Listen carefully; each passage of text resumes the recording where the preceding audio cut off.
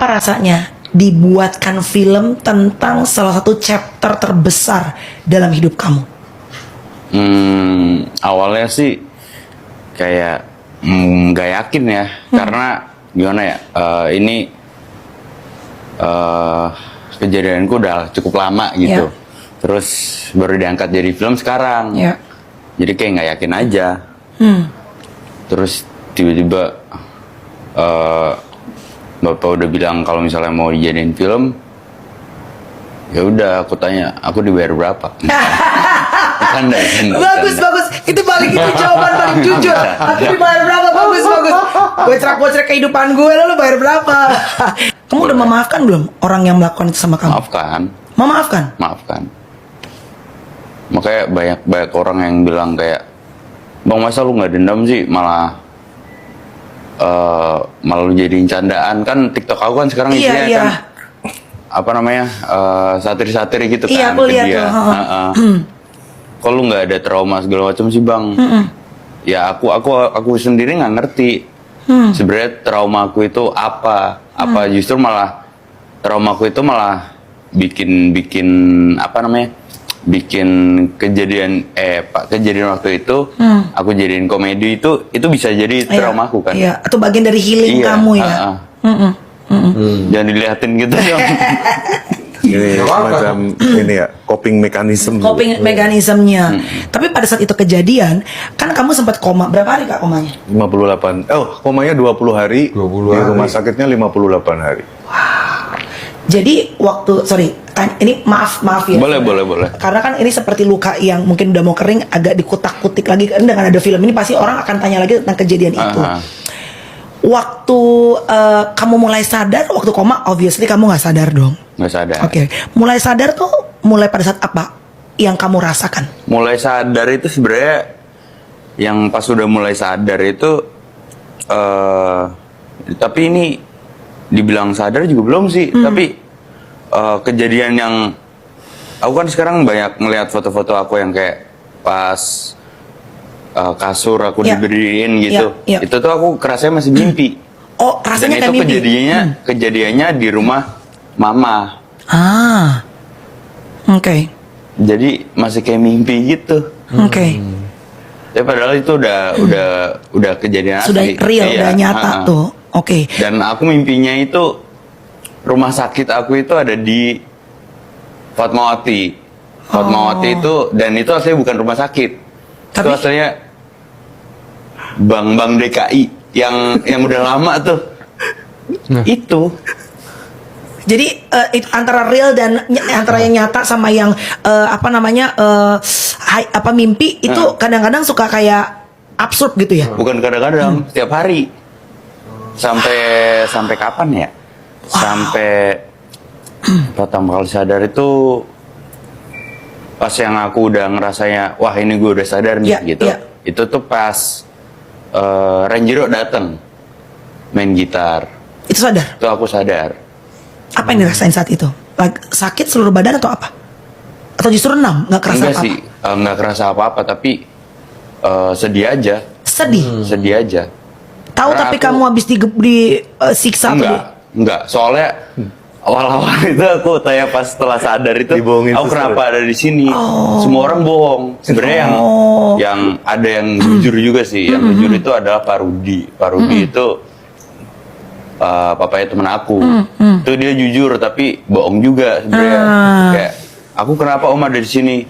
Kamu sakit pala. Itu bener tapi enggak kan? Iya. Tapi nggak ada yang benar-benar cerita bahwa kamu abis kejadian gede tuh nggak ada yang bilang. Kecelakaan di deket PIM. Dibilangnya kayak gitu. Bohong ya? Enggak, semua orang itu kayak gitu. Kecelakaan deket PIM. Coba Pak Rudi doang yang bilang enggak kecelakaan, tapi kamu sakit pala. Wow. Gitu aja. Jadi the whole time saat kamu bangun itu sakit badannya? Iya, parah. Yang masih kayak yang udah sadar tapi ngerasa masih mimpi itu sakit banget. Kayak yang pas diberiin dari yang aku jadi Superman itu. Iya, itu sakit banget tuh. Sakit banget tidur gitu. Iya. Apalagi kan kakinya cuma kaki aku aja cuma seberapa segini. Kecil banget karena nggak jalan berapa lama gitu. Iya karena terlalu lama di rebahan tempat terus kan tidur 2 kali. bulan. Lama tidurannya kan 2 bulan. Iya. Apa yang diomongin sama bapak yang bikin kamu semangat? Karena kan pasti ada masa-masanya lu biasanya jalan kemana-mana, tiba-tiba lu 28 hari berapa lebih di rumah sakit. Kan ada masa-masanya kayak suntuk, depresi. Bapak ngomong apa? Ingat nggak ada hal-hal yang bapak kasih tahu yang bikin lu semangat? Sabar, nggak usah marah. Sabar, nggak usah marah. Iya. Tapi ya nggak ini juga sih, nggak nyambung sebenarnya. Iya. Karena ini gue kecelakaan nih, kenapa disabarin? suruh sabar. Kenapa nggak usah marah? Gue harus marah sama siapa? Iya. Sama aspal. Karena kan nggak tahu ya, nggak inget ya. Walaupun kejadiannya di aspal juga sih ya. Iya. Mulai connecting the dots, mulai inget bahwa itu bukan kecelakaan, bahwa kamu ya seperti yang sudah viral apa yang terjadi di hari udah keluar dari rumah sakit, apa masih di rumah sakit akhirnya tahu? Udah keluar dari rumah sakit lumayan lama sih. Siapa yang kasih tahu? Bapak? Enggak. Aku sendiri kayak ingatan aku kembali dikit-dikit terus pada akhirnya baru bapak ngasih tahu pas kita lagi healing sekeluarga aja. Healing sekeluarga. Apa tuh healing sekeluarga tuh? Coba kasih tahu dulu. Ngumpul. Iya. Ke Bandung. Nah itu baru cerita bukan? Bukan. Itu gua mau cerita tuh gimana ya? Gua sampai nanya ke bini gua, ini mulai ceritanya gimana ya ini ya? Terus waktu itu ke Bandung kan, dia bingung kok semua orang ngajakin foto. David, foto dong. Dia masih pakai itu ya, apa? Walker itu ya? Iya. Foto dong. Terus dia, semua kok ngajakin foto kenapa ya? Itu belum ngerti juga tuh. Belum ngerti juga, tapi sebelum itu ingatan aku udah mulai kembali dikit-dikit kayak aku lagi jalan sama bokap nih.